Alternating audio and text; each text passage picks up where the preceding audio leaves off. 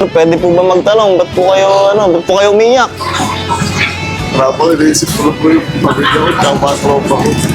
Pamilya, tsaka tropa. Ano bang meron sa tropa mo, tsaka sa pamilya mo? Kung papas ko niya, kasama. Paano tinatakwil? Dahil sa?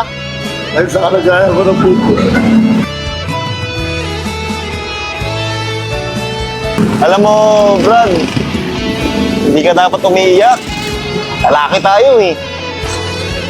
Bakit? Kinakahiya ka nila? Parang hindi, kasi Hindi ka nila sinasama? pero Oo. tao nga ako, pero parang iisip ko, papatay na lang ako dahil wala. Alam mo, Tumatalbot sa akin. alam mo Brad, ganito ha. Ito lang may tutulong ko sa'yo. Alam mo sa buhay na ibinigay sa atin na nakakataas, sa buhay na pinagkatiwala sa atin, walang ginawa ang nakakataas, walang ginawa ang Diyos ng hindi perpekto. Hindi tayo perpekto sa paningin ng ibang tao or kahit sa pamilya natin, sa kaibigan natin, hindi man tayo perpekto sa paningin nila. Pero sa mata ng Panginoon, perpekto tayo. At dapat, kung ano yung meron kang kalagayan at kung anong binigay sa'yo ng Panginoon, huwag mo ay kahiya. Kung kinakahiya nila, hindi ikaw ang may problema. Sila ang may problema kasi hindi ka nila tanggap. Ikaw yung ginawa ng Diyos na perpekto. Na dapat pinagmamalaki mo yan kahit kanino. Kaibigan, iiwan tayo niyan. Walang perpektong kaibigan, walang perpektong pamilya, walang perpektong tao. Pero may perpektong Diyos. Natanggap tayo. Diba? Wala naman po sa taas. Huwag kang umiyak, Brad. Sayang yung luha mo. Okay? Kung ano yung binigay sa'yo ng Panginoon, tanggapin mo yun. Ipagmalaki mo yun. Kung may mga tao na ayaw ka, umanap ka ng mga tao na gusto ka. Diba?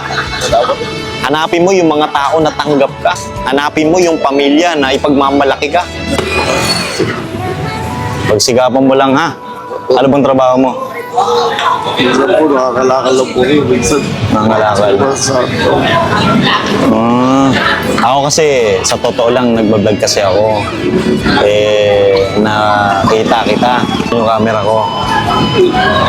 Oo. Kasi, gumagawa kasi ako ng mga social experiment. Pinapalakas ko yung loob ng mga tao na nanghihina. Na pinapakita ko sa ibang tao na kahit hindi ka perpekto, may kaya kang gawin. So, katulad mo rin, kahit hindi ka perpekto, sa paningin ng tao, may kaya kang gawin na ipagmamalaki mo, hindi lang para sa iba, kundi sa nakakataas. Diba? Hanggat na bubuhay, kasi yung buhay natin, hindi naman yung pang permanente. Lahat naman tayo, nanggaling sa alikabok. Lahat tayo, babalik sa alikabok. Diba? Kung ano yung meron tayo ngayon, enjoy natin. Enjoy life. Gawin natin kung ano yung tama. Gawin natin kung ano yung makakatulong para sa iba na kahit ikakapahamak natin. Yun ang pinaka-the-best. Ang ibig ko sabihin, in short, tanggapin mo kung ano meron ka. Kung sino ka, ipagmalaki mo. At hindi ka dapat nagpapatinag sa problema na sinasabi ng ibang tao. Diba? Ikaw yan eh. Ikaw yung bubuo ng baso na basag para sa paningin ng iba. Ikaw yung bubuo ng kwento mo habang nabubuhay ka. Okay? Salamat po. Salamat ha? po. Kuya, sa payo niyo po. Ha? Ingat ka. Okay. Content creator ka rin. Mapapalang po followers. Ilan na followers mo? Wala. Parang napapanood kita. Dahil dapat po yung followers. Pero, katulad niyo po. Bibigyan kita ng Santon Gold Coffee Mix dahil sabi mo content creator ka din. Ito, inumin mo kape. Masarap na kape to. Nagluto tayo ng collagen. Gawa sa stevia yung tamis niya, ha? Yung asukal niya. Tsaka nagpapalakas ng buto, nagpapalakas ng buhok. And syempre ng liver, nagpapalinis ng tayo. Ito, inumin mo ha. Masarap na kape. Soon, makita ko na ganito din ginagawa mo. Content creator ka. Lahat naman nagsimula sa maliit. Diyan na lang kita 3,000 ha.